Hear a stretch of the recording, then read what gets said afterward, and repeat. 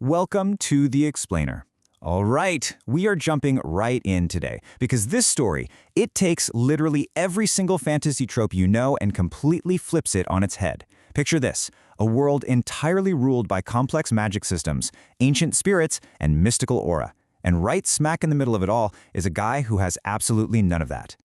So, seriously, what do you think happens when a totally ordinary human with zero magic decides to punch a legendary demon lord? Normally, you'd expect an epic clash of spells, right? Like a glowing magical sword meeting a tidal wave of dark energy. But, as you're going to see, the answer involves a lot of shattered expectations, horrified onlookers, and just ridiculous, hilarious brute strength. Now, to understand our guy Catal, we gotta rewind a bit. Catal actually prayed to be transported to a fantasy world filled with magic and wonder. You know, the classic dream. But man, the universe has a wicked sense of humor. Day one, he doesn't wake up in a cozy magical academy. Nope, he wakes up in the white snowfield, this apocalyptic frozen wasteland where humans supposedly cannot survive. By year 3, he isn't casting fireballs, he is literally surviving by hunting giant, legendary monsters and eating them for snacks. Yeah, he spent his first 5 years surviving this icy hellscape before a mysterious system finally gave him the green light to step into actual civilization. And this brings us to the absolutely hilarious core dynamic of his whole journey.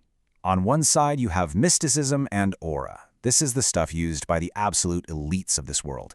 We're talking complex mana manipulation, deep meditation, decades of grueling training. Then, on the other side, you have Catal's brute force. The guy possesses exactly 0 mana. What he does have, though, is unbelievably dense, rock-hard muscle forged from half a decade of extreme survival. He has absolutely no mystical abilities in a world that is entirely governed by them. So what happens when this walking, talking block of muscle finally enters the magical world he dreamed of? Well, he strolls right up to an ancient, supposedly impenetrable elven barrier in the forest, and he just casually walks right through it, literally shatters it to pieces by accident. Immediately, he triggers absolute panic among the elves. I mean, he just walked through their ultimate master-crafted defensive shield like it was a minor cobweb in his way. Assuming they're under some massive, full-scale attack, the elf queen, Marceria, panics and unleashes her ultimate defense, Figo, the fire spirit. Now this is a high-ranking elemental being summoned by the queen herself, with horns ablaze with pure magical destruction, a real creature of fantasy. So she sends this legendary spirit charging at him, and Catal? He just effortlessly catches its fiery charge with one bare hand and punches it in half. Yep, just splits it right down the middle. Well, after clearing up that little misunderstanding with the elves, Catal makes his way into human territory and joins a dungeon raid. And guys, this is where the established rules of combat are just instantly thrown out the window. Usually taking down a high-level skeleton knight requires a very precise set of steps. Form a balanced party, use high-level swordsmanship, and strike its magically reinforced neck multiple times to break the spell. Catal's method? Step 1, just slap its head off. Boom, battle over. The normal people witnessing this are just completely short-circuiting. The guard captain basically sums it up, saying he took down a high-level skeleton knight boss with a single hit. He is an anomaly among barbarians and humans. The seasoned mercenaries in his party are just left standing there in absolute horror. They're watching Kato treat terrifying, magically enhanced undead monsters like fragile plastic toys. The power scaling of this world just flat out does not apply to this guy. Which brings us to a massive turning point. Catal crossing paths with Cain, the kingdom's ultimate swordsmaster. Now, Cain represents the absolute pinnacle of power in human civilization. He's this respected, terrifying old man who has dedicated his entire life to the elegant, flawless mastery of the sword and aura. And, of course, he decides he needs to test this strange new barbarian. And what happens next is truly hilarious. Catal perfectly mimics Cain's lifelong magical mastery purely through overwhelming physical speed, totally shattering the old man's pride. See, Cain uses a technique that took him a lifetime of mastering aura to create these illusionary sword strikes and body separation. It's mystical, it's perfect. Catal's copycat move, he just swings his axe and moves his body really, really fast. Literally, he achieves the exact same devastating result without using a single drop of magic. Cain is absolutely baffled, so he attempts to inject his own aura into Catal, thinking maybe he can awaken his magic or at least figure out what's going on. But what does he find? Catal's muscles feel like solid rock, and his mind is just a bottomless, magicless sea. Kane realizes Cattle isn't just physically strong. His physiology is entirely devoid of mysticism. In this world, he's basically an impossible existence. All right, let's level up the thread here. Cattle accidentally wanders into the dark lair of Kartos, the Lich. We are talking about a legendary evil sorcerer who brought entire kingdoms to their knees centuries ago. This guy manipulates human emotion and despair, and he's achieved perfect immortality by hiding his soul in a life vessel. He's a literal world-ending threat just hiding in the shadows. So how does this epic confrontation resolve? Well, Kartos unleashes his absolute most terrifying emotional manipulation spells, which do absolutely nothing. Panicking, the Lich tries to use complex mental takeover magic. He's trying to possess Cottle's mind and steal his body. But he finds no roots to latch onto. Cottle's brain is just so delightfully simple and unbothered that the Lich can't anchor his soul, and he accidentally annihilates himself. Let me repeat that. He deletes his own existence because Cottle is literally too simple-minded to be possessed. You can't make this up. But the threats in this world don't stop there. They just keep escalating. Out of nowhere, a nearby village suddenly goes completely silent. It's the signal of a true nightmare arriving. Not a single trace of human life remains.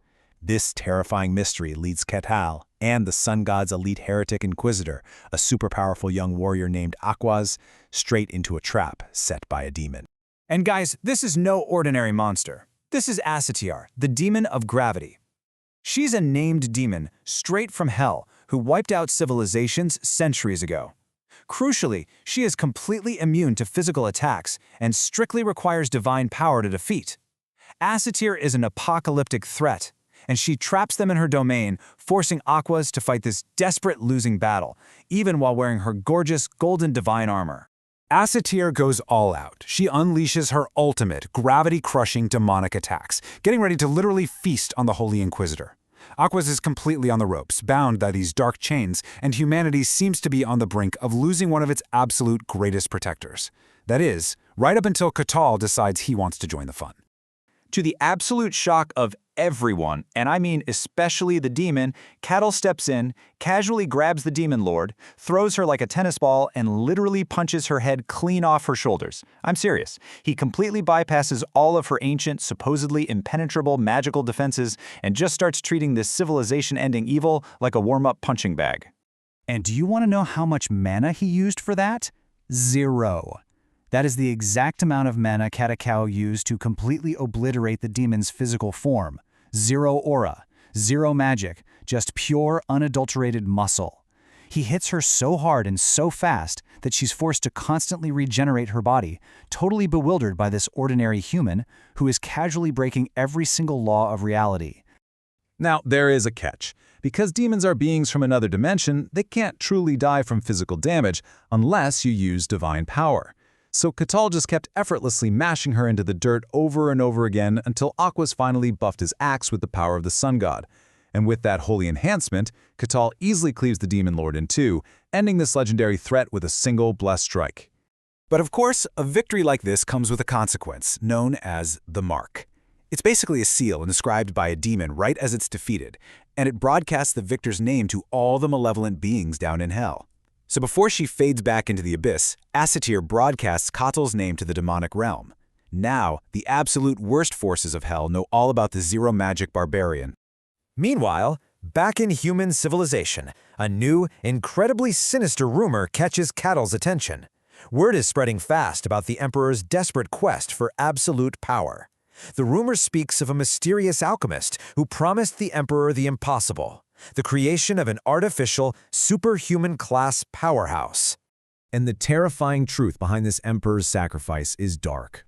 He desired a superhuman powerhouse so badly to conquer his enemies that he hired this strange, lunatic alchemist. And the cost? You are not going to believe this. He willingly offered his own son as a test subject for these dark experiments.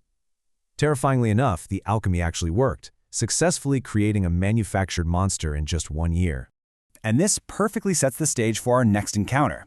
It leaves us with a massive question. What happens when pure, unyielding muscle collides with an empire's darkest scientific secret?